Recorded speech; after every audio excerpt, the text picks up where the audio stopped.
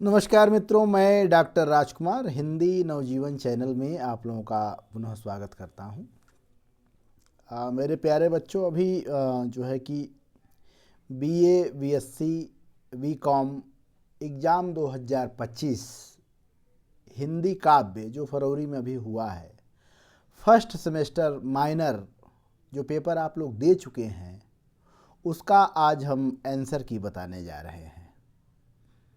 और इससे आप लोग अपने जो पेपर दिए हैं उसका मिलान कर सकते हैं और साथ साथ कुछ सीख भी सकते हैं। तो आइए देखते हैं कि आप लोग कितना बढ़िया पेपर किए हैं। आशा है कि सब लोग अच्छे पेपर किए हैं और अपने अपने बुकलेट से मिलान कर सकते हैं। इसमें सबसे पहले जो हमें बुकलेट मिला था उस आधार पे हम जैसे प्रश्न बनाए हैं। सारे प्रश्न अलग अलग बुकलेट में होंगे लेकिन प्रश्न वही होगा। तो सबसे पहले जो प्रश्न इसमें है कि आधुनिक युग, ठीक है, आधुनिक युग की मीरा की संज्ञा दी गई है। मतलब आधुनिक युग की मीरा कौन है? सुभद्रा कुमारी चौहान, महादेवी वर्मा, शकुंतला माथुर, चित्रा मुदगल। तो लगभग सब लोग हमारे ख्याल से अच्छे ही मारे होंगे, लेकिन इसका सही उत्तर है महादेवी वर्मा। महादेवी वर्मा जो है कि महादेवी वर्मा जो छायावादी कवयित्री हैं, उन्हीं को आधुनिक युग की मीरा की संज्ञा दी जाती है। मतलब आधुनिक की मीरा उनको कहा जाता है। आगे बढ़ते हैं।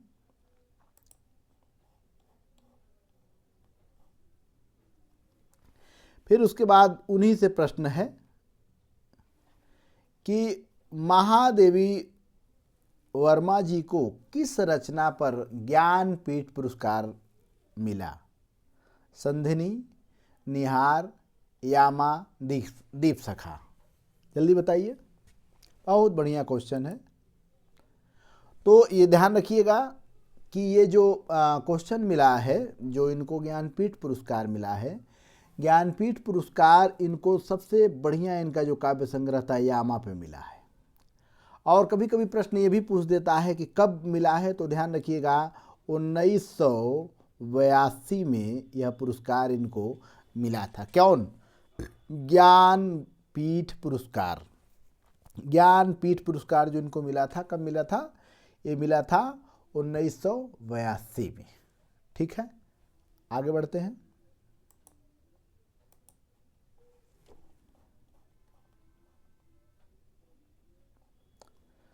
अभी हमने चर्चा भी किया था और फिर जैसे क्या बोलते हैं, ये प्रश्न भी आ गया कि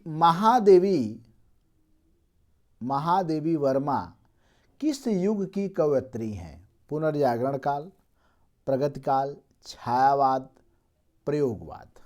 तो आप लोगों को जानकारी होना चाहिए कि जैसे छायावाद के 4 स्तंभ हैं, उन्हीं छायावाद के 4 स्तंभों में महादेवी वर्मा का भी नाम आता है। तो महादेवी वर्मा जो है कि किस युग की कवयित्री हैं? छायावाद युग की कवयित्री हैं। ठीक है, आगे बढ़ते हैं।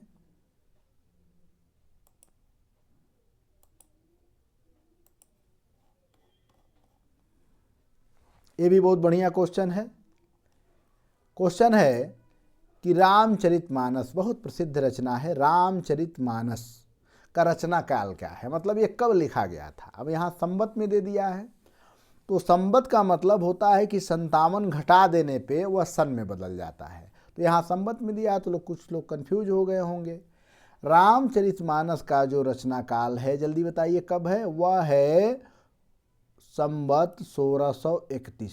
कहाँ से लिखना प्रारंभ किए? अयोध्या से ही लिखना प्रारंभ किए। ठीक है, ये भी ध्यान होना चाहिए। कब रामचरितमानस लिखा गया था? 1631 संवत। ठीक है, आगे बढ़ते हैं। ये बड़ा जो है कि प्रसिद्ध क्वेश्चन है और आप लोगों को चूंकि भारतीय संस्कृति से जुड़ा हुआ प्रश्न है तो आप लोगों को जानकारी भी होना चाहिए, क्योंकि हर परीक्षा में ये अधिकांश पूछे जाते हैं। रामचरितमानस की रचना कितने खंडों में, मतलब कितने खंडों में विभाजित है? 7, 8, 9, 11? जल्दी बताइए। तो रामचरितमानस की जो रचना है वह 7 खंडों में विभाजित है। कितने खंडों में? 7 खंडों में विभाजित है। यह ध्यान रखने की जरूरत है, 7 खंडों में विभाजित है रामचरितमानस की रचना। आगे बढ़ते हैं।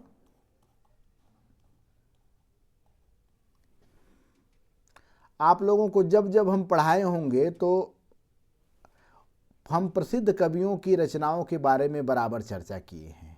ठीक है, जितने लोग भी हमारे वीडियो देखे हैं हमने हमेशा चर्चा किया है। अब यहाँ पे वही क्वेश्चन है कि जायसी की प्रसिद्ध रचना, ठीक है, अब जायसी की प्रसिद्ध रचना कौन है भैया, जल्दी बताइए। अखरावत, पद्मावत, चित्ररेखा, कन्हावत। तो जो जायसी की उपलब्धि है भक्ति काल में वह केवल एक रचना से उपलब्धि है। इसी रचना से यह जैसे जग संसार में जो है कि प्रसिद्ध हो गए, और उस रचना का नाम है पद्मावत। क्या नाम है? पद्मावत। यही पद्मावत जो बहुत सुंदर है, यही पद्मावत जिसके जो है कि प्रेम का पति राजा रत्नसेन है, इसी में हीरामन तोता भी आता है, नागमती वियोग वर्णन भी आता है। मतलब इसमें जायसी की जो प्रसिद्ध रचना है वह है पद्मावत। पद्मावत पे पिक्चर भी बना है, आप लोगों को देखना चाहिए पिक्चर मेरे ख्याल से, तो और अच्छी जानकारी हो जाएगी। आगे बढ़ते हैं। अभी भी बड़ा महत्वपूर्ण क्वेश्चन है कि पद्मावत में किस छंद का प्रयोग हुआ है? छंद आप लोग 6, 7, 8 से पढ़ रहे हैं, लेकिन पद्मावत में किस छंद का प्रयोग हुआ है यह जानने की हमें ज़रूरत है। दोहा छंद, सोरठा छंद, चौपाई छंद, दोहा चौपाई। तो जब आप लोग पद्मावत पढ़ेंगे तो पद्मावत में 2 चीज़ों का प्रयोग हुआ है। कौन? दोहा का भी और चौपाई का भी। और यही दोहा चौपाई का जो है कि नकल बाद में तुलसीदास ने भी अपने रामचरितमानस में किया था। तो पद्मावत में किस छंद का प्रयोग हुआ है? दोहा और चौपाई का। इतना ध्यान रखने की जरूरत है। अगला प्रश्न देखते हैं। ये भी बड़ा बढ़िया प्रश्न है। वीर सिंह देव रचित के रचनाकार, मानो इसके रचयिता कौन है?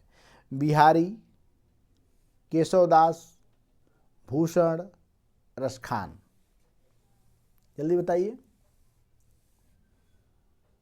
नोट करिए। वीर सिंह देव रचित यह एक जैसे वीर रस से परिपूर्ण काव्य है, और इसके रचनाकार है केशवदास। कौन है? केशवदास। इसमें केवल केशव लिखा है, लेकिन पूरा नाम इनका जो है कि केशवदास है। और यही केशवदास यह रचना लिखे हैं, वीर सिंह देव रचित। आगे बढ़ते हैं।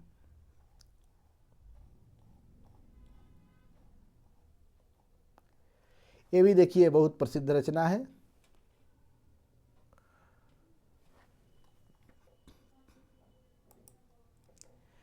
प्रेम के पीर। वाह, क्या प्रश्न है। प्रेम के पीर किस कवि को कहा जाता है?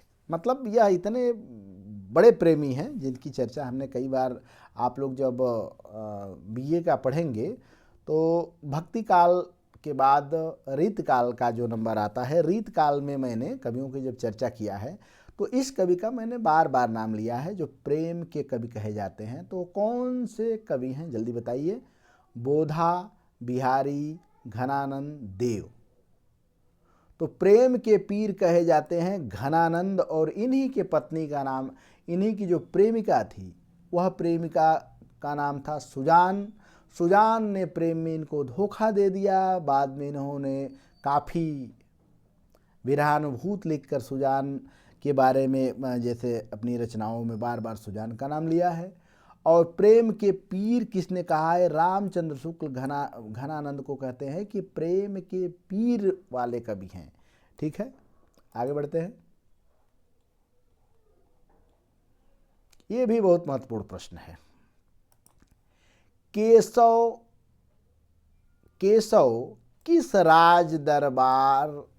किस राज के दरबारी कवि हैं? आप लोगों को बता दें कि रीत काल में जितने भी कवि हैं, ध्यान रखिएगा, रीत काल में जितने भी कवि हैं वो किसी न किसी राज दरबार में रहते थे। पहली बात यह ध्यान रखिएगा, वह राज दरबार में रहते थे। यह 4 राज दरबार का नाम यहाँ दिया है। जयपुर नरेश जय सिंह, आगरा के नरेश जय सिंह, जोधपुर नरेश दलपत विजय सिंह, ओरछा नरेश इंद्रजीत सिंह।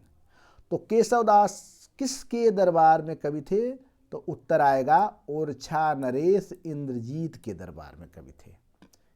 किसके दरबार में कवि थे? ओरछा नरेश इंद्रजीत सिंह के ये दरबारी कवि थे। कौन? केशवदास। आगे बढ़ते हैं।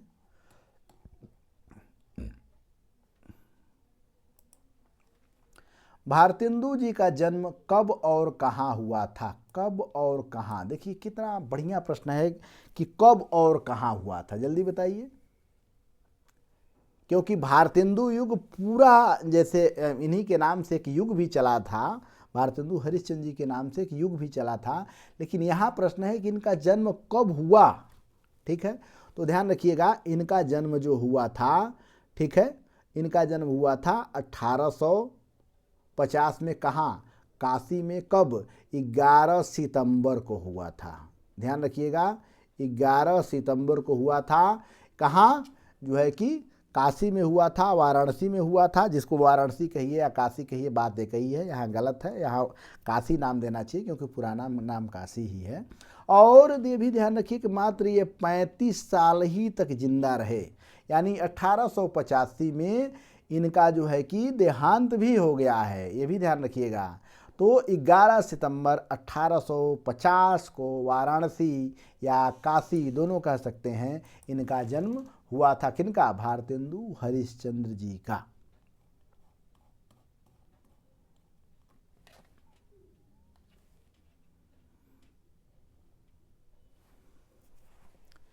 इसके बाद का क्वेश्चन देखते हैं।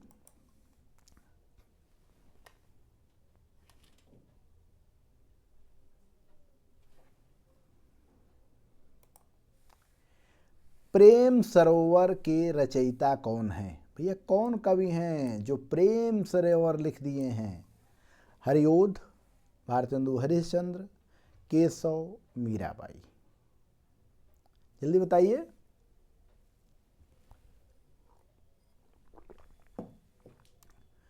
तो ये हैं प्रेम सरोवर के रचनाकार, रचयिता भारतेंदु हरिश्चंद्र। तो यहाँ सही आंसर क्या है? बी है।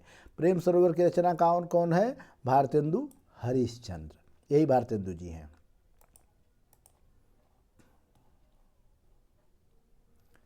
अब ये भी बहुत बढ़िया क्वेश्चन है कि छायावाद के प्रवर्तक किसे कहा जाता है? प्रवर्तक किसे कहा जाता है? सुमित्रानंदन, पूरा नाम है सुमित्रानंदन पंत, महादेव वर्मा, निराला जी, जयशंकर प्रसाद। तो ध्यान रखिएगा कि ये जो प्रश्न है ये विवादित प्रश्न लोग दे दिए हैं, क्योंकि ये चारों को अलग अलग विद्वानों ने छायावाद के प्रवर्तक माना है। लेकिन यहाँ अगर सबसे अधिक किसी को मान्यता मिली है तो वो हैं जयशंकर प्रसाद जी। कौन है? जयशंकर प्रसाद जी इसमें सही आंसर होंगे कि छायावाद के प्रवर्तक किसे कहा जा सकता है? जयशंकर प्रसाद जी को कहा जा सकता है। और इसका कारण ये है कि छायावाद का जो उदय होता है वह 1918 में छायावाद का उदय होता है। कब? 1918 में छायावाद का उदय होता है, ठीक है। और 1936 में ये छायावाद का समय खत्म हो जाता है। और सबसे पहली जो रचना इनकी आई थी झरना, उसी के आसपास में आई थी। इनका नाटक 1910 के आसपास में सज्जन आ गया था। इसलिए जयशंकर प्रसाद को लोग छायावाद का प्रवर्तक ज़्यादा लोग मानते हैं। तो इसका सही उत्तर होगा जयशंकर प्रसाद। आगे बढ़ते हैं। ये भी बहुत बढ़िया क्वेश्चन है, जल्दी से देखिए।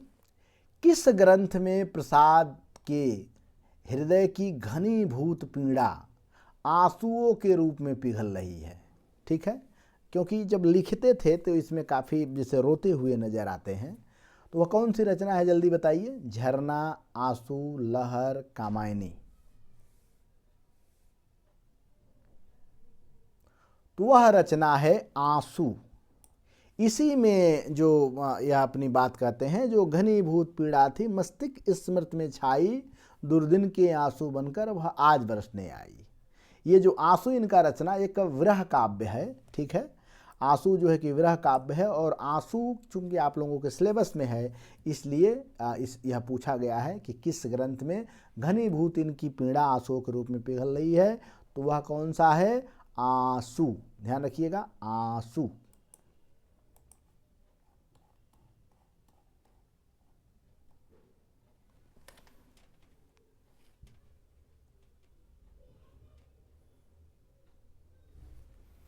चलिए फिर आइए, प्रगतिवाद को वर्ग संघर्ष का प्रेरणा स्रोत, वर्ग संघर्ष की प्रेरणा मुख्यतः स्रोत किससे प्राप्त हुई? मतलब प्रगतिवाद में कुल मिलाजुला के जो वर्ग संघर्ष है किसका प्रभाव है, ठीक है। यानी जो प्रगतिवाद आया, छायावाद के बाद प्रगतिवाद का जो समय है 1936 से लेकर 1943, उसमें किसका प्रभाव है? कार्ल मार्क्स का, स्टालिन का, फॉन्ग का, लेनिन का। तो जब भी कहीं भी आपको वर्ग संघर्ष दिखाई, देखिए वर्ग संघर्ष का मतलब क्या है? पूरे मतलब हमेशा गरीब और अमीर ये दो वर्गों रहेंगे, एक शोषक और एक शोषित। एक शोषक है जो बार बार शोषित कर रहा है, जैसे जो एक पूंजीपाती वर्ग होता है, और एक जो है कि मजदूर वर्ग होता है। तो देखिए गरीब अमीर, पूंजीपाती और मजदूर, ठीक है, बराबर आपस में संघर्ष करते हैं। और प्रगतिवाद में जो वर्ग संघर्ष की चर्चा की गई है वह कार्ल मार्क्स इसके प्रवर्तक के रूप में माने जाते हैं। तो सही उत्तर क्या है? कार्ल मार्क्स, ठीक है। आगे बढ़ते हैं।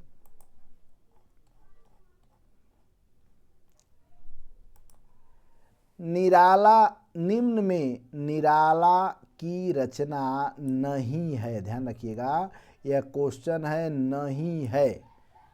मतलब ध्यान रखिएगा कि क्वेश्चन नहीं है, मतलब निराला की रचना है, इसमें से 3 है, एक नहीं है। कौन नहीं है? निहार, परिमल, गीतिका, तुलसीदास। जल्दी बताइए।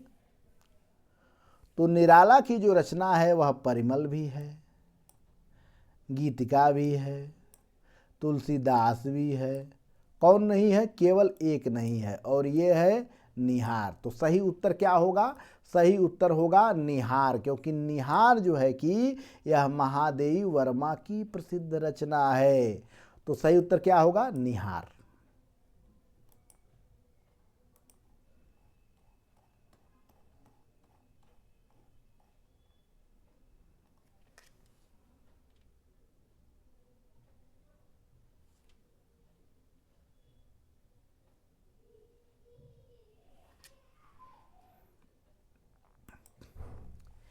निम्न में कौन सी प्रवृत्ति छायावादी कविता में नहीं पाई जाती है? देखिए यहाँ प्रश्न को पहले ध्यान से पढ़िए।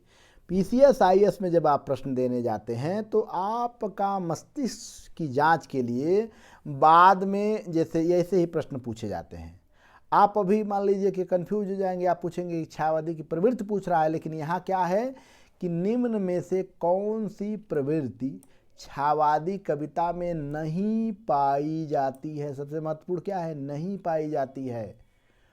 व्यक्तिगत वेदना की अभिव्यक्ति, तो ये तो पाई जाती है, क्योंकि व्यक्तिगत वेदना बार बार लोग कहते हैं, जैसे प्रसाद जी आंसू में अपनी भावना कह रहे हैं, निराला जी की सरोज स्मृति में अपना दुख अलाप रो रहे हैं, महादेवी वर्मा भी अपना दुख अलाप। तो यानी व्यक्तिवादी जो भावना है, व्यक्तिगत वेदना की भावना है, उसकी अभिव्यक्ति इसमें हुई है। प्रकृति का मानवीकरण भी खूब हुआ है, वेदना की अनुभूति भी खूब हुई है। केवल इसमें कौन सा उत्तर सही है? तो उत्तर सही है बी, ठीक है। बी जो है कि इसमें ध्यान रखिएगा कि बहा सिंगार का मानसल वर्णन, यहाँ बहा सिंगार का मानसल वर्णन नहीं है, क्योंकि डॉक्टर नगेंद्र ने कहे हैं कि छायावाद स्थूल के प्रति सूक्ष्म का विद्रोह है। तो यहाँ सुंदरता की वर्णन की चर्चा की गई है, लेकिन सूक्ष्म सुंदरता की वर्णन की गई है। और यहाँ क्या है, मांसल सौंदर्य। मांसल सौंदर्य की जो प्रमुखता है वो रीतिकाल में पाई जाती थी।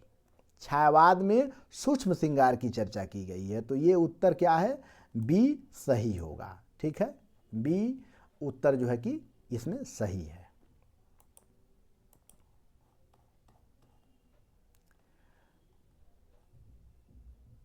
कामायनी में कुल कितने सर्ग हैं? 8, 10, 15, उपयुक्त में से कोई नहीं। जल्दी जल्दी बताइए। देखिए, हमने आप जो वीडियो आपको हम दिखाएंगे तो हमने जब जयशंकर प्रसाद की चर्चा किया है तो उनकी कामायनी की भी मैंने चर्चा किया है। आप लोग छायावाद एक मेरा वीडियो है, छायावाद में देखेंगे तो सारे क्वेश्चन लगभग जितने छायावाद से संबंधित है सब बढ़ जाएंगे। तो इसमें कामायनी में कुल कितने सर्ग हैं? तो कामायनी में कुल कितने 15 सर्ग हैं। ठीक है, और इस 15 सर्ग में पहला चिंता सर्ग है और अंतिम आनंद सर्ग है। ये भी ध्यान रखिएगा, पहला क्या है, चिंता सर्ग, अंतिम आनंद सर्ग। कुल कितने सर्ग? 15 सर्ग हैं। ठीक है, चलिए आगे बढ़ते हैं।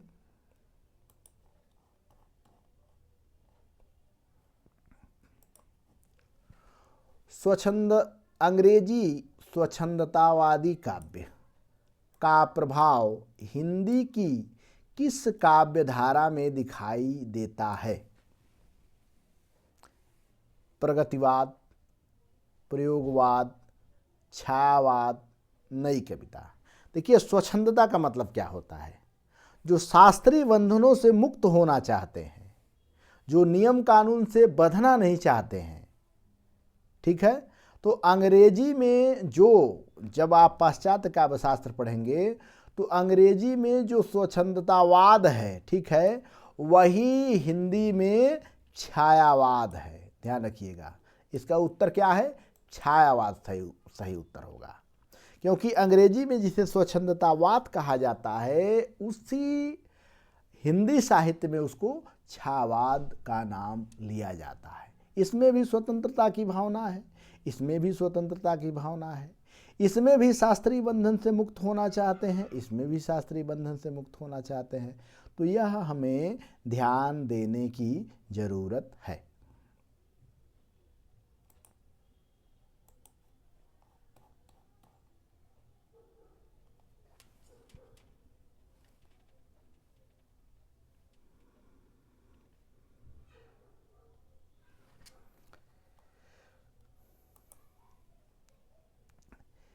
तीर तरंगों फेंकी मणि, तीर तरंगों सी फेंकी मणि कौन है? ठीक है, एक कविता है। जब श्रद्धा जाती है और सबसे पहले मुलाकात मनु से होती है, तो उसी समय का यह कविता है कि तीर तरंगों से फेंकी मणि सा तुम कौन हो। मतलब ये मणि के समान, जैसे लग रहा है कि समुद्र ने कोई मणि फेंक दिया है, समुद्र के माध्यम से तुम आए हो हम यहाँ। तो वह पूछती है कि कौन इसमें फेंकी मणि के समान है, तो कौन है? उसका सही उत्तर है मनु। ठीक है, मनु जो है कि क्या बोलते हैं, एक मणि के समान जो है कि कौन देखती है, श्रद्धा देखती है। ठीक है, तो सही उत्तर क्या है, मनु। ठीक है, आगे बढ़ते हैं।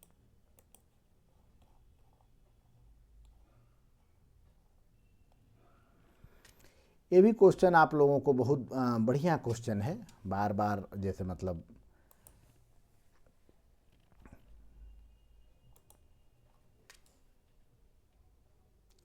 लिखा है कि साहित्यिक क्षेत्र में, ठीक है, साहित्यिक क्षेत्र में सर्वाधिक विरोध किस कवि का हुआ? मतलब साहित्य के क्षेत्र में आएंगे तो बड़ा विरोध अपने जीवन में बेचारे झेले हैं। कौन है इसमें से सबसे ज़्यादा अपने जीवन में विरोध झेले हैं? जयशंकर प्रसाद, रामधारी सिंह दिनकर, सूर्यकांत त्रिपाठी निराला, अयोध्या सिंह उपाध्याय। तो इसका सही उत्तर होगा सूर्यकांत त्रिपाठी निराला।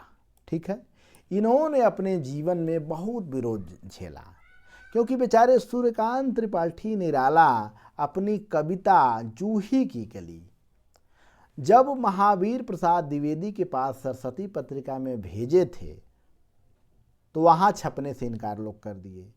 साहित्य में जब ये कविता जब अपनी बात रखते थे तो लोग इनका बड़ा विरोध करते थे, क्योंकि यह ब्राह्मण होने के बावजूद रूढ़िवादिता का बहुत भयंकर विरोधी थे, रूढ़ियों का विरोध करते थे।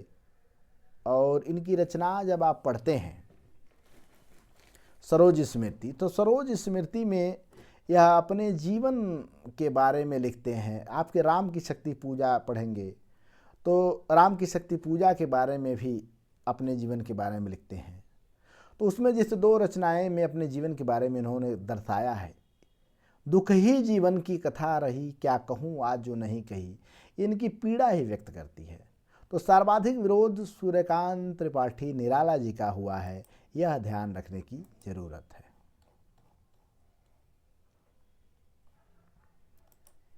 वह तोड़ती पत्थर देखा उसे इलाहाबाद के पथ पर, में कौन सी शब्द शक्ति है। पहली जान लीजिए कि शब्द शक्ति 3 तरह की होती है, ठीक है। अब इसमें चारों दिया गया है, लक्षणा, सदा लक्षणा, व्यंजना, अभिधा, ठीक है। तो यहां जो है कि क्या बोलते हैं, ये वह तोड़ती पत्थर अभिधा की रचना है। इसमें व्यंजना की चर्चा नहीं है, अभिधा की चर्चा है, जिसमें डायरेक्ट अपनी बात कवि कह रहा है, ठीक है। तो इसमें अभिधा सीधे सीधे अपनी बात कह रहा है। जहाँ सीधे सीधे आदमी अपनी बात कहे वहाँ अभिधा। जहाँ एक माध्यम बना ले कि जैसे मोहन गधा है तो वहाँ लक्षणा हो जाएगा, ठीक है। तो हमेशा ध्यान रखिएगा कि यह तोड़ती पत्थर में कौन सा है, अभिधा है। अब देखिए आंसर की में क्या आ रहा है, लेकिन हमारे समझ से अभिधा होना चाहिए।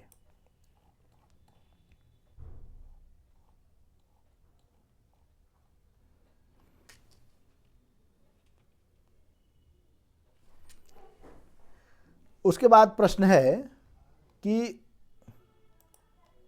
निराला जी को निराला नाम किस पत्रिका द्वारा मिला। देखिए थोड़ा सा विवादित है, ठीक है, क्योंकि ये प्रश्न थोड़ा सा विवादित है, लेकिन इसका सही उत्तर होना चाहिए समन्वय। यह थोड़ा सा कंफ्यूज है, देखिए क्या मान रहा है विश्वविद्यालय, लेकिन ये समन्वय और सरस्वती पत्रिका दोनों, चूंकि दोनों इनको विशेष रूप से निराला नाम से बुलाते थे, तो सही उत्तर इसमें क्लियर नहीं हो पा रहा है। लेकिन आप लोग समन्वय या सरस्वती पत्रिका, इन्हीं दोनों में से जो मारे होंगे वो दोनों सही होना चाहिए। अब क्या विश्वविद्यालय मान रहा है इस पे डिपेंड कर रहा है, लेकिन हमारे तरफ से ये समन्वय उत्तर सही है।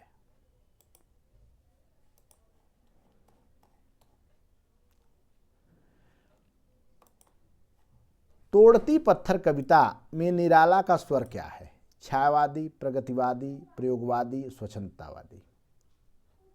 तो पहली बात जान लीजिए कि इलाहाबाद में एक महिला को तोड़ते हुए इन्होंने देखा था, पत्थर तोड़ रही थी, उसी पे कविता लिखते हैं। कौन, निराला जी। और निराला जी ये जब कविता लिखते हैं तो प्रगतिवाद से प्रभावित होकर लगते हैं। तो इसका स्वर क्या है, प्रगतिवाद। ध्यान रखिएगा, इसका स्वर क्या है, प्रगतिवाद। कभी भी पूछे तो हमेशा ध्यान रखिएगा प्रगतिवाद। कौन, किस कविता से संबंधित है, तोड़ती पत्थर मैंने देखा इलाहाबाद के पथ पर। आगे बढ़ते हैं। आंसू खंड काव्य रचना का समय, मतलब किस समय लिखा गया था, 1925, 1928, 1930, 1932।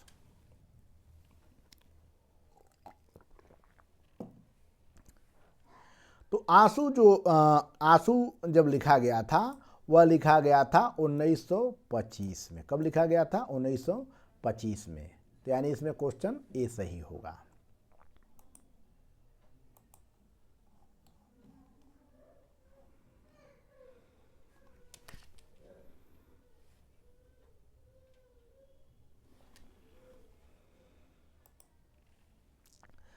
प्रकृति के सुकुमार कवि कौन कहलाता है, जयशंकर प्रसाद, सुमित्रानंदन पंत, निराला, अज्ञे। तो प्रकृति के सुकुमार कवि के रूप में जाने जाते हैं सुमित्रानंदन पंत, क्योंकि इन्हें प्रकृति से बहुत लगाव था, इनकी जो पहली कविता मोह में यह लिखते हैं, छोड़ द्रुमों की मृद छाया, तोड़ प्रकृति से भी माया, बाले तेरे बाल जाल में कैसे उलझा दो लोचन, भूला अभी से इस जग को।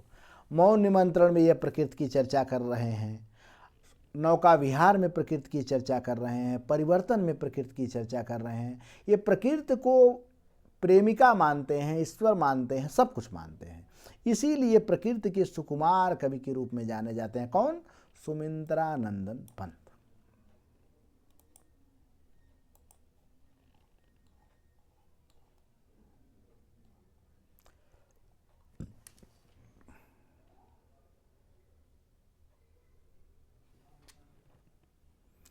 ये भी बहुत बढ़िया क्वेश्चन है। पूछ रहा है कि पंत जी किस रचना पर साहित्यिक अकादमी पुरस्कार मिला था?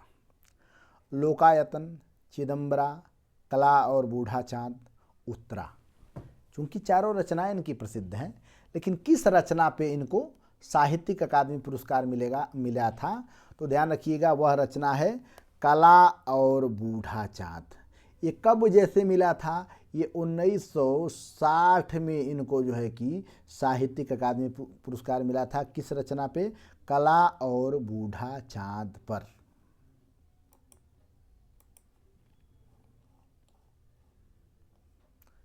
ये भी बड़ी प्रसिद्ध रचना है। पंत जी का प्रथम काव्य संग्रह वीणा, पल्लव, गुंजन, ग्राम। तो पंत जी का प्रथम काव्य संग्रह है वीणा। क्या है? वीणा। कब आया था? ये आया था 1918 में। कब? 1918 में वीणा आई थी, और वीणा इनका प्रथम काव्य संग्रह है। ध्यान रखिएगा, वीणा इनका जो है कि प्रथम काव्य संग्रह है। तो उत्तर ए सही है।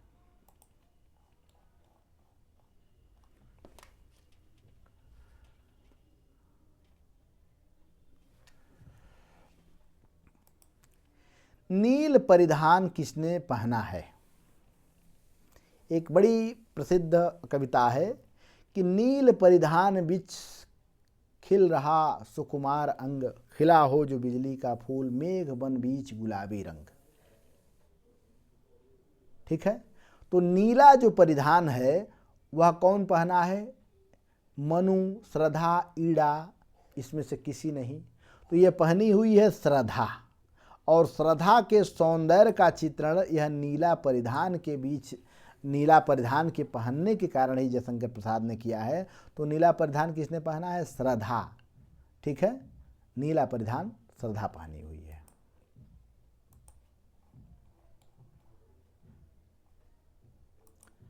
महादेवी वर्मा का निधन कब हुआ? कब इनका जैसे मतलब देहांत हो गया? तो ये देहांत हुआ था 11 सितंबर। तकनीकी की वजह से वीडियो रुक गया था। 29 क्वेश्चन का हम लोग अध्ययन कर लिए हैं। आइए आगे का क्वेश्चन हम सॉल्व करते हैं। इसके बाद क्वेश्चन है कि ये महादेवी वर्मा लिखा है, गलती से महादेव जी हो गया है। महादेवी वर्मा जो कवयित्री हैं, उनका निधन कब हुआ था? निधन, मृत्यु कब हुई थी? तो इनका निधन हुआ था, जो है कि इनकी मृत्यु हो गई थी 11 सितंबर 1987 को। ठीक है, महादेवी वर्मा का निधन कब हुआ था? 11 सितंबर 1987 को। आगे बढ़ते हैं। ये भी बहुत बढ़िया क्वेश्चन है कि यह मंदिर का दीप, ठीक है, इसे नीरव जलने दो। बहुत बढ़िया इनकी जैसे कविता है ये। यह मंदिर का दीप, इसे नीरव जलने दो, गीत के रचनाकार कौन है? 4 ऑप्शन है, जयशंकर प्रसाद, सुमित्रानंदन पंत, महादेवी वर्मा, निराला जी। जल्दी बताइए कौन सा है?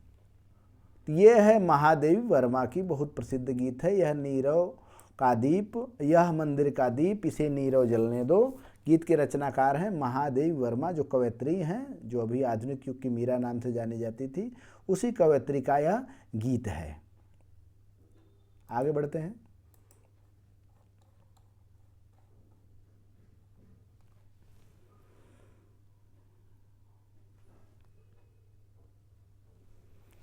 फिर प्रश्न है कि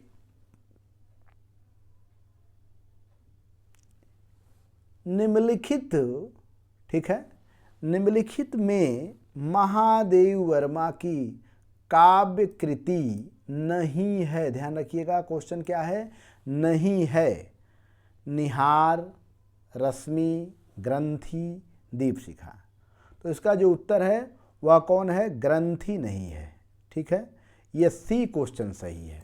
ग्रंथि जो है कि इनका क्वेश्चन, इनका जो है कि काव्यकृति नहीं है। महादेव वर्मा की काव्यकृति जो है कि निहार भी है, रश्मि भी है, दीपशिखा भी है, ग्रंथि इनकी रचना नहीं है।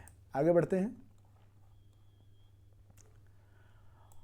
महादेवी वर्मा को भारत भारती पुरस्कार कब मिला था? 1980, 1981, 1982, 1985। तो महादेवी वर्मा को भारत भारती पुरस्कार कब मिला था, जल्दी बताइए। ये मिला था 1982 में, और इसी समय इनको ज्ञानपीठ पुरस्कार भी 1982 मिला था। और ये भी ध्यान रखने की ज़रूरत है कि हिंदी साहित्य के कवयित्री में सबसे पहली कवयित्री यही हैं, महादेवी वर्मा, जिनको भारत भारती पुरस्कार 1982 में मिला था। आगे बढ़ते हैं। प्रथम रश्मि की विहंगनी कहाँ सो गई? प्रथम रश्मि की विहंगनी कहाँ सो गई कविता है, कविता के बीच से पूछा है। शिथिल पत्रांक में, पत्र नीड़ में, स्वप्न नीड़ में, कलिका सेज पर। जल्दी बताइए कहाँ सो गई? यह है स्वप्न नीड़ में सो गई है। ठीक है, स्वप्न नीड़ में सो गई है, इसका सही उत्तर है। आगे देखते हैं। गजानन माधव मुक्तिबोध का पूरा नाम क्या है?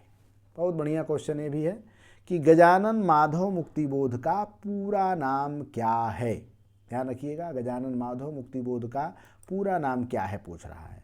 गजाधर मुक्तिबोध, गजानन माधव मुक्तिबोध, गजोधर माधव मुक्तिबोध, गयानंद मुक्तिबोध। तो गजाधर इनका जो मुक्तिबोध का पूरा नाम है, कहीं भी गजाधर गजाधर मत कहिएगा, गजानन है। गजानन माधव मुक्तिबोध इनका पूरा नाम क्या है, गजानन माधव मुक्तिबोध। और ये तार सप्तक के पहले जो है कि तार सप्तक के ये कवि हैं। फिर उसके बाद है अज्ञेय का जन्म कहाँ हुआ है, मतलब अज्ञेय का जन्म समय क्या है? ठीक है, 7 मार्च 1922, 7 मार्च 1990, 10 मार्च 1917, 7 मार्च 1911। तो अज्ञेय का जन्म कुशीनगर में हुआ था। कब हुआ था? 7 मार्च 1911 को, इसलिए इसका डी क्वेश्चन सही है। ठीक है, आगे बढ़ते हैं।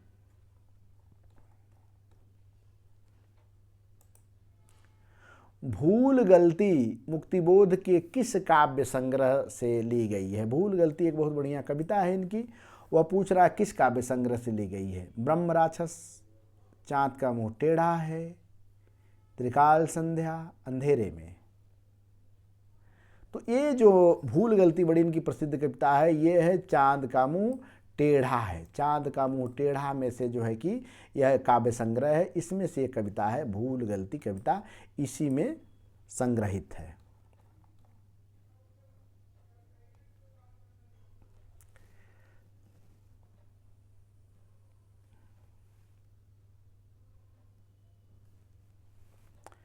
आइए, हम नदी के दीप हैं, हम नहीं कहते कि हमको छोड़कर स्रोतसनी वह जाए, अज्ञेय की किस कविता से ली गई है?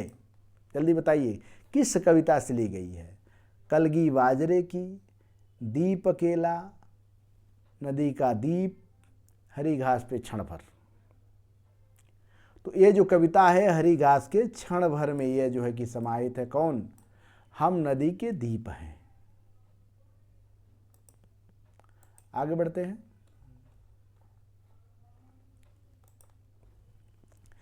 वैद्यनाथ मिश्र ने किस धर्म को अपनाकर, वैद्यनाथ मिश्र ने किस धर्म को अपनाकर अपना नाम नागार्जुन रखा था? पहले उनका बचपन का नाम वैद्यनाथ मिश्र था, बाद में धर्म जब बदले तो अपना नाम नागार्जुन रखे। कौन सा धर्म बदले? जैन, हिंदू, बौद्ध और इनमें से कोई नहीं।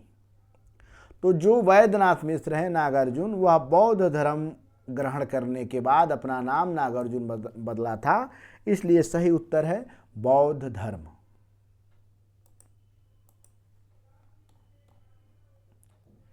ये भी बहुत अच्छी कविता है। दाने आए घर में के अंदर कई दिनों के बाद, पंक्ति किस कविता से संबंधित है?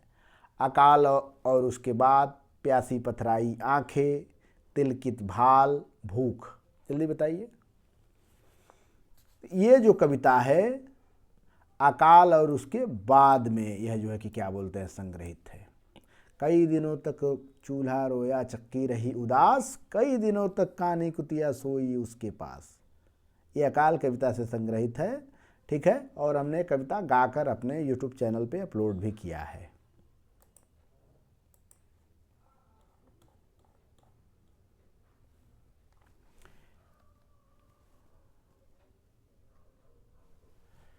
फिर उसके बाद प्रश्न है कि धूमिल किस कविता आंदोलन के कवि हैं? देखिए, नई कविता में कई आंदोलन हुआ था, लेकिन पूछ रहा है कि जो धूमिल हैं वह किस कविता आंदोलन से संबंधित है? जन्मादि, अकविता, नई कविता, परंपरावादी कविता।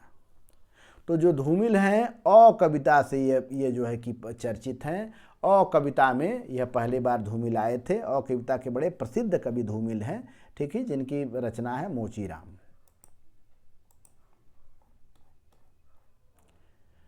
फिर उसके बाद मोचीराम कविता से पूछा गया है प्रश्न कि मोचीराम के लिए हर एक आदमी क्या है? ठीक है, एक जोड़ी जूता, ग्राहक, शोषक, संवेदनहीन। तो हर आदमी मोचीराम के लिए केवल एक जोड़ी जूता है, ठीक है, एक जोड़ी जूता है और कुछ नहीं है। इनके नज़र में एक जोड़ी जूता है और हर आदमी जो है कि इनके नज़र में एक जोड़ी जूता ही है। इसका देखिए उत्तर क्या लोग देते हैं, लेकिन कविता में यही लिखा है कि हर आदमी इसके लिए एक जोड़ी जूता ही अपनी मानते हैं ये। फिर उसके बाद प्रश्न है प्रयोगवाद का उदय काल है 1943, 1940, 1945, 1942। तो प्रयोगवाद आया था, प्रगतिवाद के बाद आया था और वह आया था 1943 में। अब प्रयोगवाद के जनक कौन है? अज्ञे जी हैं। इसलिए क्वेश्चन ए सही है इसमें।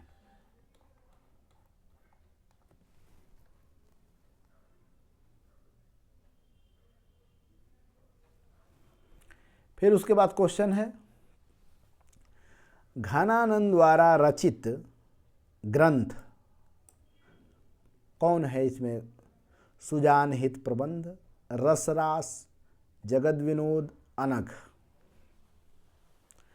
तो घनानंद द्वारा जो रचित ग्रंथ है वह है सुजान हित प्रबंध, ठीक है, सुजान हित प्रबंध इनका प्रसिद्ध ग्रंथ है।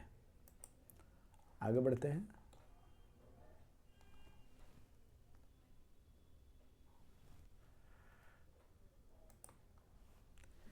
निम्नलिखित में कौन सी रचना भारतेंदु हरिश्चंद्र जी की नहीं है? ध्यान रखिएगा, क्वेश्चन क्या है? नहीं है, ये जरूर ध्यान रखिएगा। प्रेम फुलवारी, प्रेम फुलवारी, प्रेम प्रलाप, प्रिय प्रवास, प्रेम मालिका। तो इनकी जो रचना है वह कौन नहीं है? प्रिय प्रवास इनकी रचना नहीं है, क्योंकि प्रिय प्रवास हरियोध की रचना है और एक खड़ी बोली की प्रथम जो है कि रचना है प्रिय प्रवास, 1914 में आई थी। यह भारतेंदु जी की रचना नहीं है। तो उत्तर क्या सही होगा? सी।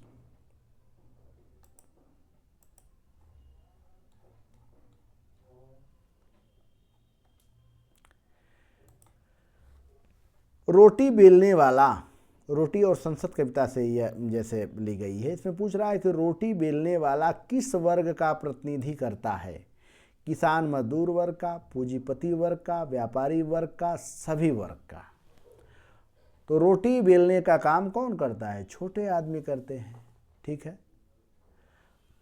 और वह कौन है? किसान मजदूर के अंतर्गत आते हैं। लेकिन रोटी, कुछ लोग रोटी के लिए मरते हैं और कुछ लोग रोटी से खेलते हैं। ठीक है, संसद और रोटी और संसद जो कविता है उसमें यही दिखाया गया है कि जो सांसद बैठे हैं, ठीक है, किसान मजदूरों का एक तरह से खून पी रहे हैं। तो जो रोटी बेलने वाला है, यानी रोटी को बनाने वाला, रोटी को पैदा करने वाला, वह कौन है? किसान मजदूर है।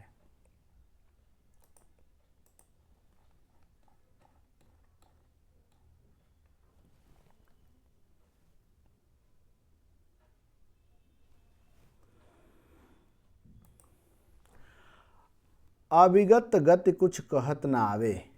ठीक है, कहकर सूर सूर बोले तो सूर बोले तो सूरदास। अविगत गति कुछ कहत ना आवे, कहकर सूर ने किस ब्रह्म की उपासना प्रारंभ की। ठीक है, तो जिसके बारे में कुछ न कहा जाए, जिसके बारे में कुछ न सुना जाए, ठीक है, वह केवल निर्गुण ही हो सकता है। ठीक है, क्योंकि निर्गुण धर्म के बारे में यहाँ, निर्गुण धर्म का यह उपासक नहीं है बल्कि निर्गुण धर्म का इन्होंने विरोध किया है। लेकिन यहाँ उत्तर जो होगा निर्गुण धर्म को होगा, निर्गुण, सगुण नहीं। आगे आइए। खिला हो जो बिजली का फूल, पंक्ति में अलंकार है अनुप्रास, उपमा, उत्प्रेक्षा, रूपक। तो इसमें जो है कि उत्प्रेक्षा अलंकार है। कौन सा अलंकार है? उत्प्रेक्षा अलंकार। देखिए, ज्वैं, ज्वहीं, ज्वैं, त्वैं, ठीक है, जनहूँ, जनही, मनही, जहाँ ये शब्द आ जाए वहाँ उत्प्रेक्षा अलंकार होता है। यहाँ ज्वैं शब्द आया है। खिला हो जो बिजली का फूल, ठीक है, मेघ बन बीच गुलाबी रंग, जो पंक्तियाँ हैं, नील परिधान विश्व कुमार खिल रहा मृदुल खुला अंग, उसी में से ले गया है ये पंक्तियाँ। और यह जो है कि इसमें कौन सा अलंकार है? तो उत्प्रेक्षा अलंकार है।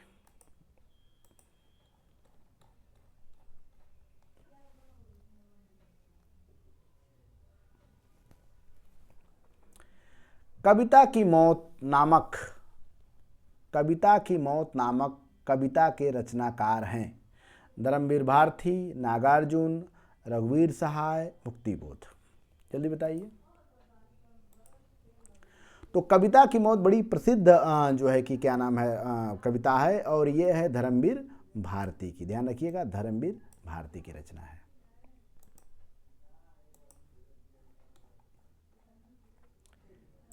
असाध्य वीणा के रचनाकार कौन है? महादेव वर्मा, सुमित्रानंदन पंत, अज्ञेय, उपरोक्त में से कोई नहीं। तो इसका सही उत्तर है अज्ञेय। अज्ञेय जो है कि असाध्य वीणा, बहुत प्रसिद्ध कविता है इनकी, एमए में आप लोग पढ़ेंगे जब हिंदी लेंगे तो। असाध्य वीणा सच्चिदानंद हीरानंद वत्सायन अज्ञेय की प्रसिद्ध कविता है। अतः उत्तर सी सही होगा इसका।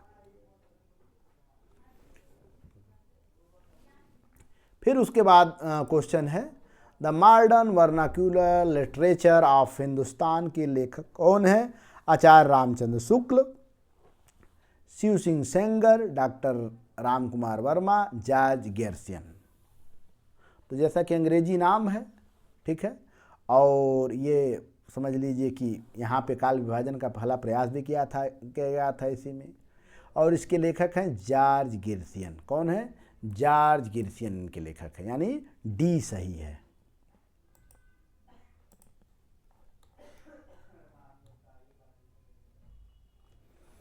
ये भी बड़ा प्रसिद्ध कविता है। प्रश्न है, नाथ साहित्य के प्रवर्तक माने जाते हैं गोरखनाथ, छविनाथ, सरपा, धनपत। तो आप लोग गोरखनाथ मेरा जो वीडियो है उसको देखे होंगे, मैंने कई बार यह प्रश्न बताया है। नाथ साहित्य का जो पीठ गोरखपुर में है और उसके प्रवर्तक हैं गोरखनाथ। ठीक है, गोरखनाथ जो है कि नाथ साहित्य के प्रवर्तक हैं।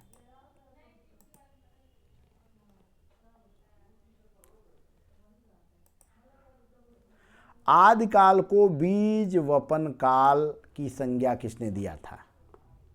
हमारा वीडियो पढ़िएगा आदिकाल, उसमें हमने पूरा बेकायदे कई लोगों का नाम दिया है, उसमें इनका भी नाम है। जल्दी बताइए। डॉक्टर राम कुमार वर्मा, महादेव द्विवेदी, मिश्र बंधु, राहुल संस्कृत्यायन। तो बीजवपन काल कहने वाले हैं महावीर प्रसाद द्विवेदी। महावीर प्रसाद द्विवेदी वही जो द्विवेदी युग के प्रवर्तक हैं, इन्होंने ही आदिकाल को बीजवपन काल की संज्ञा दिए थे।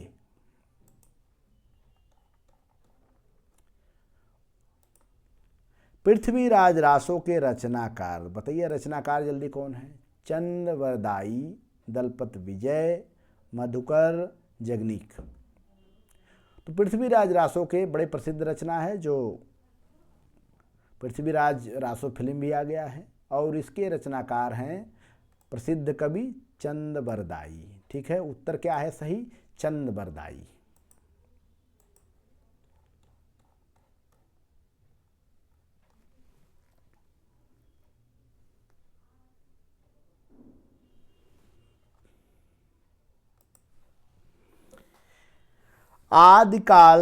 आदिकालीन साहित्य में किस, ठीक है, किस भाषा शैली का प्रयोग मिलता है? किस भाषा शैली का प्रयोग मिलता है? अपभ्रंश, डिंगल पिंगल, सधुक्कड़ी, अवधी। तो आदिकाल साहित्य में, ठीक है, डिंगल पिंगल भाषा शैली का प्रयोग मिलता है। देखिए डिंगल पंगल, पिंगल का मतलब क्या होता है? डिंगल का मतलब होता है डिशुम डिशुम। ठीक है, डिशुम डिशुम का मतलब जहाँ राजस्थानी ब्रज एक साथ मिल के जैसे जो शैली बनाती है उसको डिंगल कहते हैं। पिंगल का मतलब होता है जहाँ ब्रज भाषा राजस्थानी एक में मिल के भाषा शैली का प्रयोग होता है, तो वहाँ पिंगल होता है। तो इस समय शैली थी डिंगल और पिंगल, ये आदिकाल में प्रयोग होती थी। और ये भी ध्यान रखने की जरूरत है कि आदिकाल में दो ही रस प्रधान थे, एक वीर रस, एक श्रृंगार रस। तो डिंगल का मतलब वीर रस से संबंधित था, पिंगल का मतलब प्रेम से संबंधित था। ठीक है, तो ये भी जानने की जरूरत है। निम्न में कौन निर्गुण काव्य धारा का नहीं है?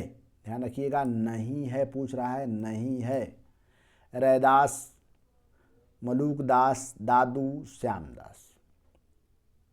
तो इसमें सही उत्तर है श्यामदास। श्यामदास जो है कि ये निर्गुण धारा से संबंधित नहीं है, बाकी रैदास, मलुकदास, दादू ये सब जो है कि निर्गुण काव्य धारा से संबंधित है। ठीक है, ध्यान रखने की जरूरत है। आगे बढ़ते हैं।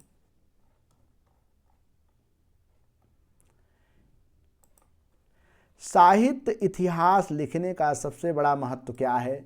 साहित्यकारों की अधिकता, काल विभाजन एवं नामकरण की, कृतित्व की, कवि एवं रचनाओं की जन्मतिथि की। अब ये थोड़ा सा क्वेश्चन विवादित है। देखिए विश्वविद्यालय क्या मान रहा है, लेकिन इसका सही उत्तर कृतित्व होना चाहिए। ठीक है, ये थोड़ा सा विवादित है, इसलिए सही उत्तर तो कृतित्व ही होना चाहिए, लेकिन विश्वविद्यालय क्या मान रहा है।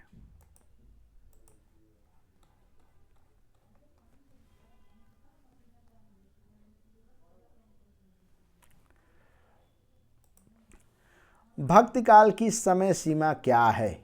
जब आप लोग देखिएगा, हमने काल विभाजन पढ़ाया है तो सबसे पहले बताया है कि आदिकाल का समय कितना है, भक्ति काल का समय कितना है। तो ध्यान रखिएगा, रामचंद्र शुक्ल ने आदिकाल का जो समय माना था, आदिकाल के बाद भक्ति काल आया था। उसी रामचंद्र शुक्ल के बाद से संबंधित ये प्रश्न इसमें से पूछा गया है। तो ए है 13 संवत 1375 से 1700, बी है संवत 1400 से 1500, सी है 1320 से 1716 और डी है 1800 से 1900 संवत। तो एक चीज़ हमेशा ध्यान रखिएगा, किसी भी संवत में से, ठीक है, आप जब घटा देंगे 57 यानी 57 घटा देंगे तो सन में बदल जाएगा। ठीक है, रामचंद्र शुक्ल मानते हैं कि भक्ति काल का जो समय है वह 1375 संवत से जो है कि 1375 संवत से लेकर 1700 संवत तक जो है कि भक्ति काल का समय था। ठीक है,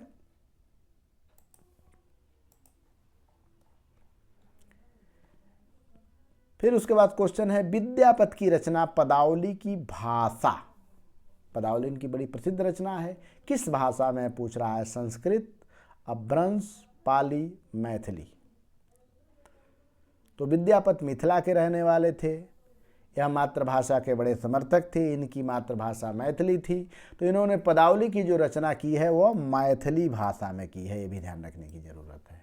ठीक है, उत्तर डी। फिर उसके बाद प्रश्न है, आदिकाल को आचार्य शुक्ल ने क्या नाम दिया? वीरगाथा काल, श्रृंगार काल, चारण काल, सिद्ध सामंत काल। लगभग सब लोग सही मारे होंगे इसको, जल्दी बताइए। तो ये सही उत्तर है वीरगाथा काल। वीरगाथा काल कहने वाले आदिकाल को रामचंद्र शुक्ल है, आचार्य शुक्ल है।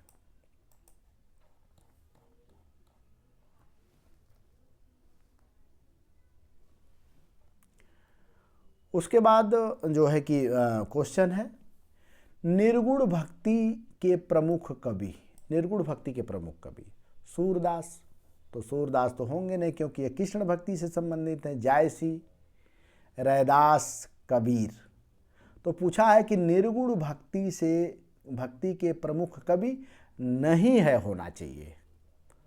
ये क्या है? नहीं है होना चाहिए, क्योंकि ये निर्गुण भक्ति से प्रमुख कवि नहीं है। तो इसमें क्या है? केवल सूरदास जी निर्गुण भक्ति से संबंधित नहीं है, बाकी जो है कि जायसी, रैदास, कबीर ये सब निर्गुण भक्ति से संबंधित कवि हैं। ठीक है, यहाँ नहीं है। ठीक है, निर्गुण भक्ति से संबंधित कवि नहीं है या निर्गुण भक्ति का प्रमुख कवि नहीं है, सूरदास नहीं है। ठीक है,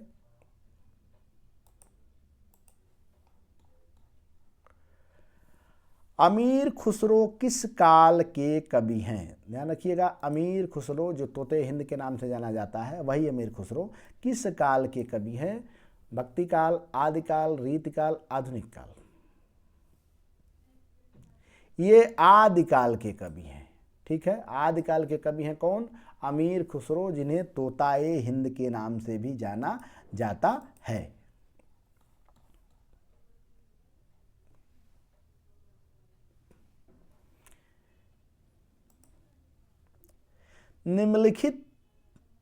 निम्नांकित कौन सा साहित्य आदिकालीन साहित्य नहीं है? देखिएगा, बार बार यही प्रश्न पूछा गया है, नहीं है, नहीं है। सिद्ध साहित्य, जैन साहित्य, रासो साहित्य, रसात्मक साहित्य। तो आदिकाल में जान लीजिए सिद्ध साहित्य भी है, जैन साहित्य भी है, रासो साहित्य भी है। ठीक है, इसमें कौन सा उत्तर सही होगा? उत्तर सही होगा डी, क्योंकि रसात्मक साहित्य कहीं नहीं है। ये तीनों साहित्य आपको आदिकाल में मिलेंगे, लेकिन रसात्मक साहित्य आपको नहीं मिलेंगे। तो इसलिए उत्तर डी सही होगा।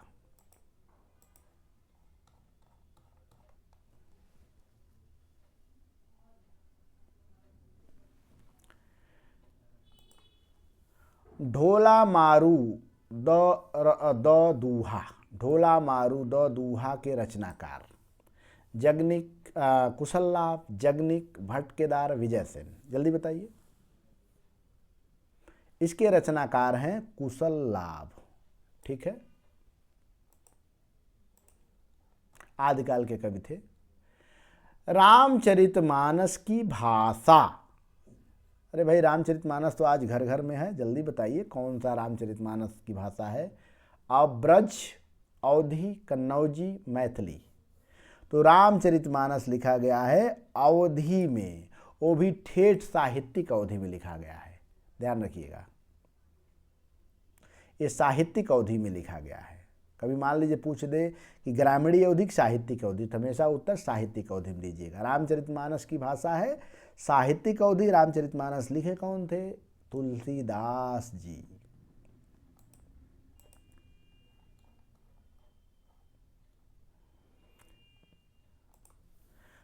मैं कहता हूँ आँखिन की देखी, तू कहता कागज की लेखी। किसका कथन है?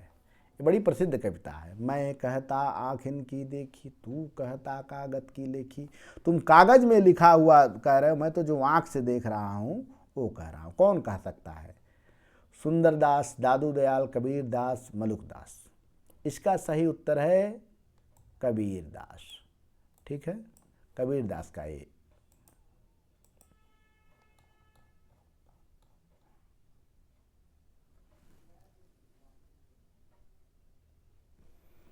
चलिए बताइए, जल्दी बताइए। आल्हा खंड, आल्हा रुदल के बारे में तो आप जाने चुके हैं। आदिकाल जब मेरा वीडियो देखेंगे तो सारे क्वेश्चन एक ही वीडियो में लड़ जाएंगे। जब आदिकाल आप लोग देखिएगा सभी क्वेश्चन आदिकाल से आए हैं जितने हम पढ़ाए हैं। आल्हा खंड के रचनाकार कौन है? जगनिक, नरपतनाल, विजय केदार, भट्ट केदार। तो आल्हा खंड को ही परमाल रासो भी कहा जाता है, ध्यान रखिएगा। और आल्हा खंड का रचनाकार कौन है? जगनिक है। ठीक है, जगनिक, जो आल्हा रुदल के बारे में खूब बड़ाई किए हैं।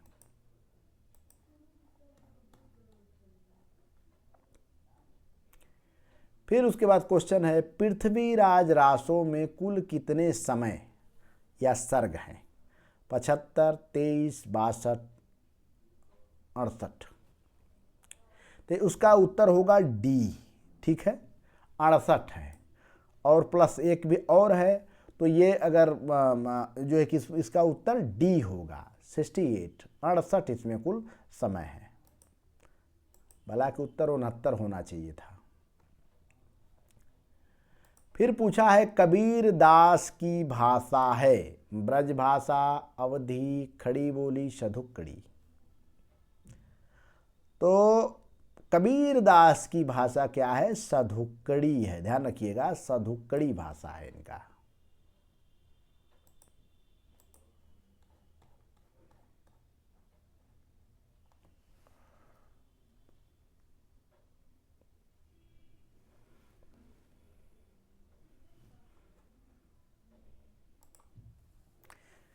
निम्नलिखित में कौन निर्गुण ज्ञान मार्गी शाखा का कवि नहीं है? भैया ध्यान रखिएगा, नहीं है। फिर यहाँ वाला वही बीमारी है, नहीं है। निर्गुण काव्य मार्गी शाखा का कवि नहीं है। कबीरदास जी हैं, मलुकदास जी हैं, रैदास जी हैं। कौन नहीं है? केवल रसखान नहीं है, क्योंकि रसखान कृष्ण के पुजारी थे और जो रामकृष्ण के पुजारी होंगे वह निर्गुण शाखा से संबंधित नहीं होंगे। रसखान जी किसके पुजारी थे? कृष्ण के पुजारी थे। अतः उत्तर डी सही है।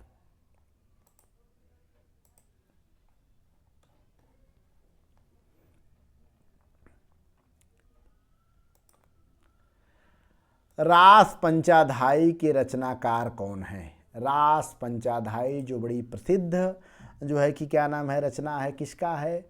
नंददास, रसखान, तुलसीदास, मीराबाई।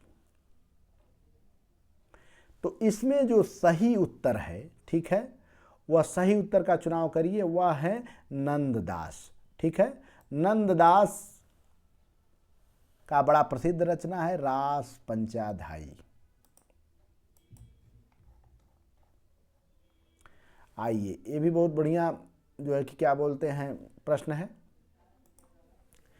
पुष्टि मार्ग की स्थापना, पुष्टि मार्ग की स्थापना किसने किया? रामानुजाचार्य, मध्वाचार्य, वल्लभाचार्य, शंकराचार्य। तो पुष्टि मार्ग की स्थापना करने वाले वल्लभाचार्य हैं, वल्लभाचार्य। ठीक है, उत्तर सी सही है।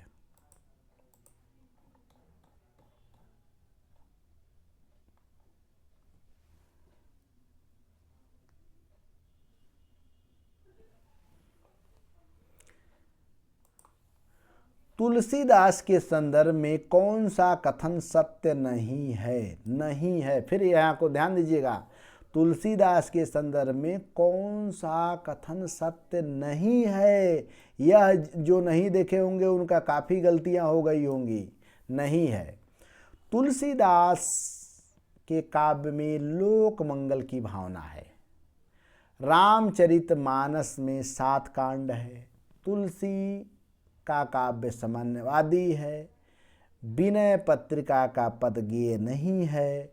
तो ध्यान रखिएगा, इसका सही उत्तर है विनय पत्रिका का पद गेय नहीं है, क्योंकि गेय का मतलब होता है गाने योग्य। तो विनय पत्रिका गाने योग्य है, लेकिन यहाँ क्या लिखा है? नहीं है। ये गलत चीज़ है, ये सत्य नहीं है। ठीक है, बाकी सब सत्य है, केवल ये सत्य नहीं है।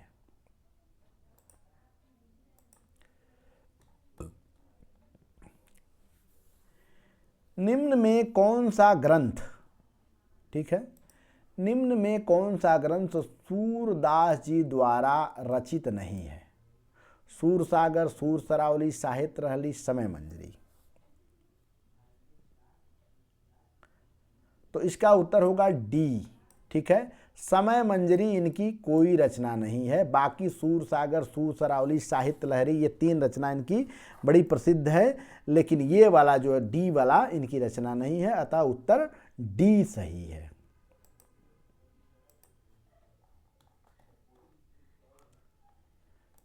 ये प्रश्न 2 बार पूछ दिया गया है, इससे पहले भी पूछा था, फिर वही आ गया है। आदिकाल को रामचंद्र शुक्ल ने क्या नाम दिया था, जल्दी बताइए। वीर गाथा काल, चारण काल, आदिकाल, सिद्ध सामंत काल। तो ये 2 बार प्रश्न एक ही इस पेपर में पूछ दिया गया है। देखिए पेपर बनाने वाले कितने तेजी से पेपर बनाए हैं। तो आदिकाल को रामचंद्र शुक्ल या आचार्य शुक्ल ने वीर गाथा काल कहा है।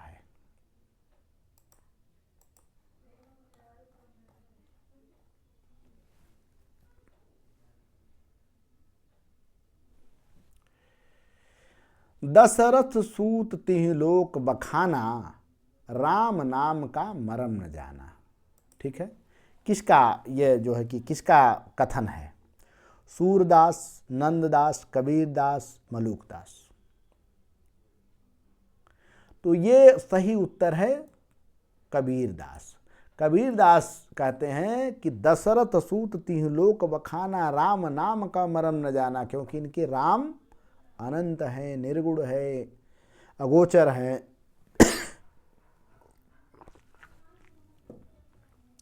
तो उत्तर सी सही है इसमें।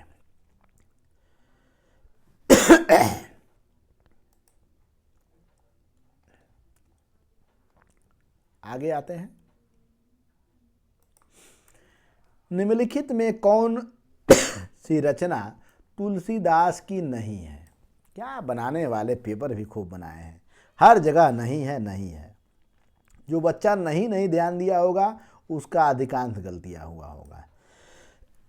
निम्नलिखित में कौन सी रचना तुलसीदास जी की नहीं है? वैराग संदीपनी, कवितावली, रामलला न छू, राम सगाई। इसका सही उत्तर है राम सगाई। राम सगाई इनका कोई रचना नहीं है। बाकी वैराग संदीपनी, कवितावली, रामलला न छू इनकी रचनाएं हैं, केवल एक रचना नहीं, राम सगाई। उत्तर डी सही था उसमें।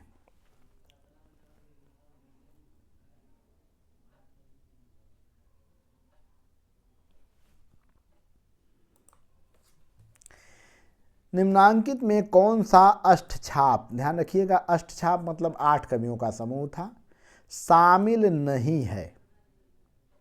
सूरदास, केशवदास, नंददास, परमानंददास।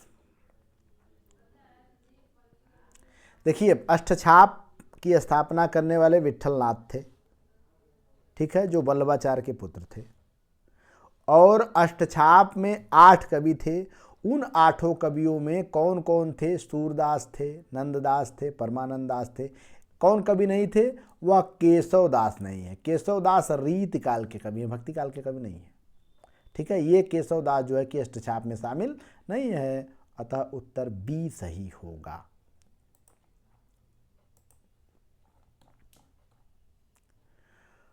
फिर प्रश्न है सूरदास किस क्षेत्र में, मतलब किस क्षेत्र में अद्वितीय है?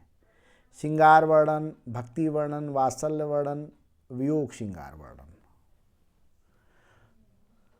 तो यह जो है कि वात्सल्य वर्णन मतलब कृष्ण के बचपन का जो है कि जितना बढ़िया प्रसंग इन्होंने खींचा है कोई नहीं खींचा है, तो वात्सल्य वर्णन के यह जो कि अद्वितीय कवि कहे जाते हैं, अतः उत्तर सी सही होगा।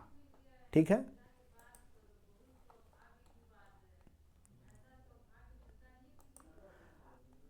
कबीर वाणी के डिक्टेटर हैं। यह कथन है रामचंद्र शुक्ल का, डॉक्टर राम कुमार वर्मा, धर्मवीर भारती, आचार्य रामचंद्र द्विवेदी। ठीक है, किसका है? आचार्य रामचंद्र शुक्ल। किसका है जल्दी बताइए? वाणी के डिक्टेटर यह बात कहने वाले थे कौन? हजारी प्रसाद द्विवेदी यह बात कहे हैं। किसके भाषा के संदर्भ में? कबीरदास के भाषा के संदर्भ में कहे हैं कि कबीर वाणी के डिक्टेटर हैं। कौन? आचार्य हजारी प्रसाद द्विवेदी।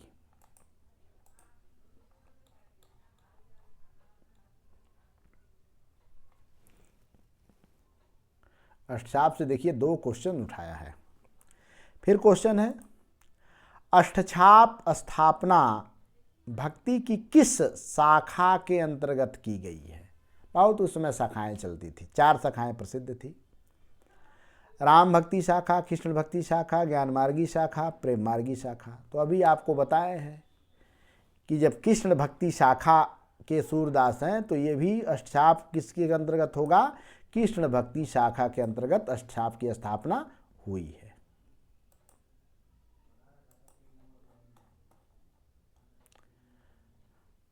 फिर उसके बाद बड़ा प्रसिद्ध क्वेश्चन है कि भक्तमाल निम्नलिखित में से किनकी रचना है? किसकी रचना है भैया भक्तमाल? नाभादास, नंददास, कुम्भनदास, परमानंददास।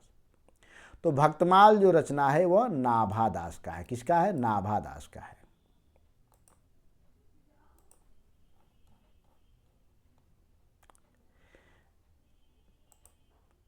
निम्नलिखित में किनकी रचना पर मसनवी शैली का प्रभाव है? तुलसीदास, सूरदास, मलिक मोहम्मद जायसी, कबीरदास।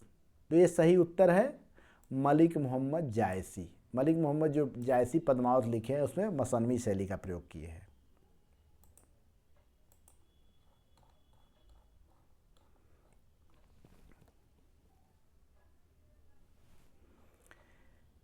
फिर प्रश्न है, भ्रमर गीत निम्न में कौन सी रचना का अंश है? भैया भ्रमर गीत मतलब विनय पत्रिका से लिया गया है, पद्मावत से है, कवितावली से है, सूरसागर से है। भ्रमर गीत सूरदास का है। तो सूरदास क्या लिखे हैं? सूरसागर लिखे हैं। तो उत्तर डी सही होगा। डी जो है उत्तर है वह जो है भ्रमर गीत की रचना किसमें है? सूरसागर में भ्रमर गीत रचना का प्रसंग मिलता है, ठीक है, जिसमें उद्धव, गोपी और कृष्ण का प्रसंग चलता है।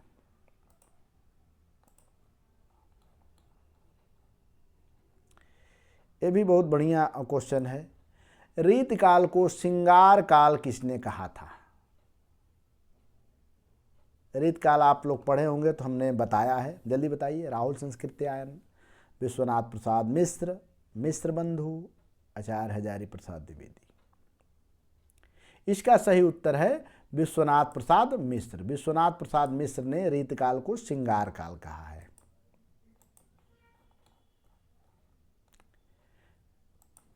सिद्ध एवं नाथ साहित्य का प्रभाव पड़ा, किस पे पड़ा था? निर्गुण भक्तकालीन कवियों पे, सगुण कवियों पे, छायावादी कवियों पे, रीति सिद्ध कवियों पे।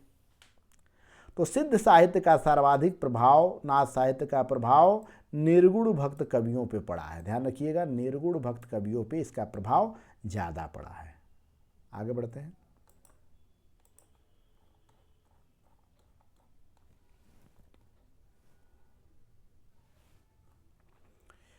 इसके बाद क्वेश्चन है, विद्यापति की प्रसिद्धि, विद्यापति की जो प्रसिद्धि, विद्यापति की सर्वाधिक लोक प्रसिद्धि का सर्वप्रमुख आधार ग्रंथ है कृतिलता, कृति पताका, पदावली, परीक्षा पुरुष। तो विद्यापति प्रसिद्ध हुए हैं पदावली के कारण। और पदावली किस भाषा में लिखे हैं? मैथिली में लिखे हैं। ये भी ध्यान रखिएगा। उत्तर क्या है? सी सही है।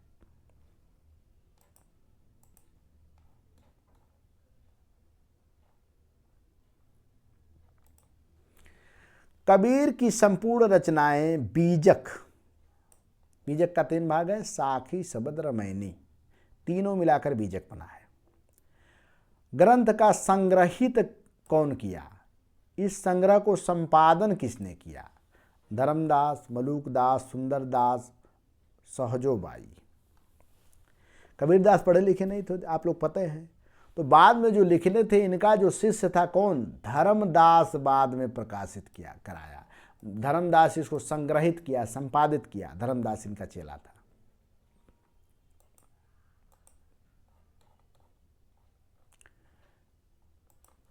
संतों ने नारी के किस रूप की निंदा की है? संतों ने नारी के किस रूप की निंदा की है? कामनी रूप, पतिव्रता रूप, अशिक्षित, दासी रूप। तो संतों ने कामिनी रूप का जो है कि क्या बोलते हैं, निंदा बार बार संतों ने किया है कि जो स्त्री का कामनी रूप है वो बड़ा खतरनाक है।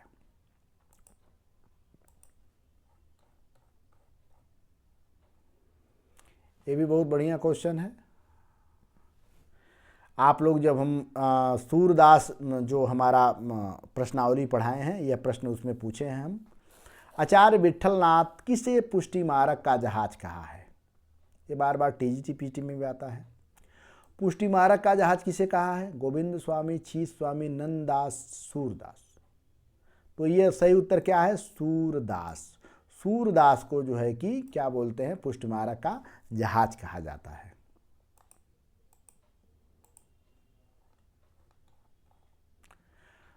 भ्रमर गीत से आशय है, भ्रमर पर लिखे हुए गीत, भ्रमर की विशेषता बताने, भ्रमर गीत के माध्यम से गोपियों, उद्धव और कृष्ण पर व्यंग की अभिव्यक्ति की गीत, भ्रमर में लिखे गए गीत। इसका सही उत्तर है सी। सही उत्तर क्या है? सी।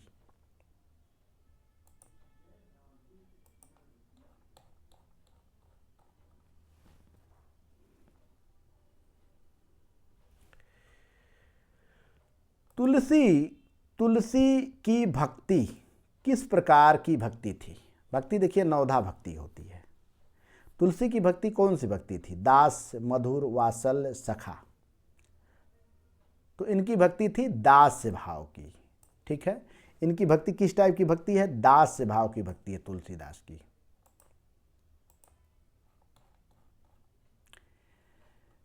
फिर प्रश्न है, रीतकाल की सही समाप्ति का अवधि है? संवत 1900, संवत 1930, 1826, 1910। तो रीतकाल का सही कब समाप्त होता है? संवत 1900 में। ठीक है, संवत 1700 से संवत 1900 रीतकाल का समय है, तो 1900 में ये समाप्त होता है। सी ए सही है इसका।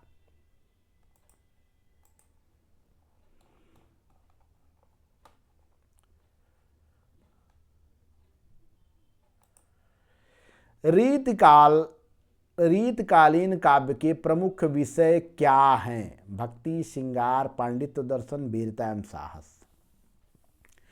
तो उसका सही उत्तर है श्रृंगार।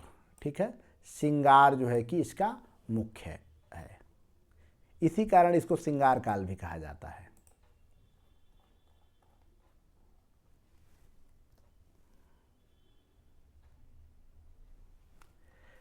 निम्नलिखित में कौन सी धारा रीतिकाल से संबंधित नहीं है? रीति सिद्ध, रीतिबद्ध, रीति मुक्त, रीति लक्ष्य। तो ध्यान रखिएगा कि रीतिकाल के 3 भाग बांटे हैं रामचंद्र शुक्ल ने, रीति सिद्ध, रीतिबद्ध, रीति मुक्त। रीति लक्ष्य नहीं है, अतः उत्तर डी इसमें जो है कि सही है। रीति लक्ष्य कोई नहीं इसका नाम है, ये तीनों नाम पड़ता है।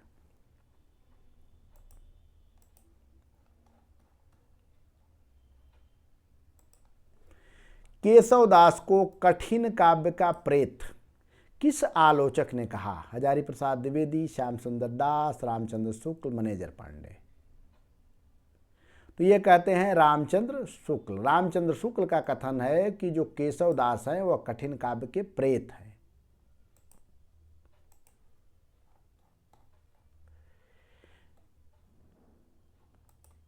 बिहारी किसके दरबारी कवि थे? एक चीज जान लीजिए कि रीतकाल में जितने कवि हैं सब किसी न किसी राज दरबार में रहते हैं। अब बिहारी किसके दरबारी कवि हैं, प्रश्न ये है।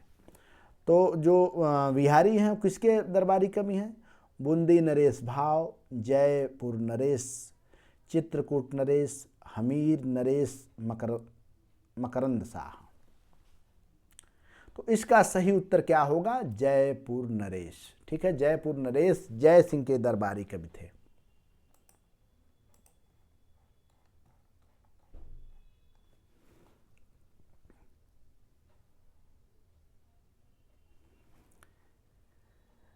रीतकाल के पतन के कारण, रीतकाल का पतन क्यों हो गया? अतिशय श्रृंगार वर्णन, लोक मंगल की भावना का अभाव, भक्ति भावना का अभाव, पांडित्य प्रदर्शन की भावना की अधिकता। तो इसका सबसे बड़ा कारण था, अब देखिए क्या मान रहा है, उसमें लोक मंगल की भावना का अभाव था। ठीक है, श्रृंगार वर्णन मिलता है, भक्ति भावना भी थोड़ा बहुत मिलता है, पांडित्य प्रसन्न खूब अधिकता है, ये है। लोक मंगल की भावना इसमें कहीं नहीं दिखाई पड़ती है, इसीलिए इसका पतन हुआ। रीतिकाल के प्रवर्तक कौन है, मतलब प्रवर्तक किसे माना जाता है? केशवदास, घनानंद, आलम बोधा। इसका सही उत्तर है केशवदास। केशवदास सबसे पहले कवि हैं, बाद में ये सब आए, ठीक है। घनानंद, आलम, बोधा ये सब बाद में आए। केशवदास रीतबद्ध धारा के हैं, ठीक है, यही रीतकाल के प्रवर्तक हैं।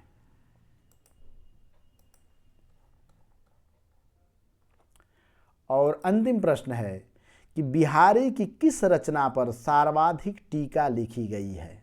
बिहारी की किस रचना पर सर्वाधिक टीका लिखी गई है? बिहारी सतसई, बिहारी दर्शन, बिहारी पंचसती, उपर्युक्त सभी। तो बिहारी की मात्र एक ही रचना है, बहुत रचना नहीं है, और वो है बिहारी सतसई, ठीक है। ये बिहारी सतसई रचना है जिसपे सबसे अधिक टीका लिखा गया है, ठीक है।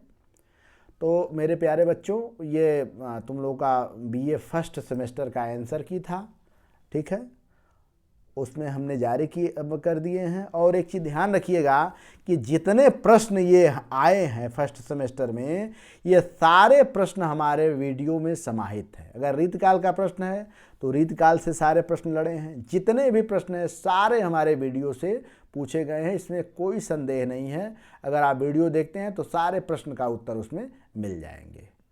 बहुत बहुत धन्यवाद। बने रहिए हिंदी नवजीवन चैनल के साथ।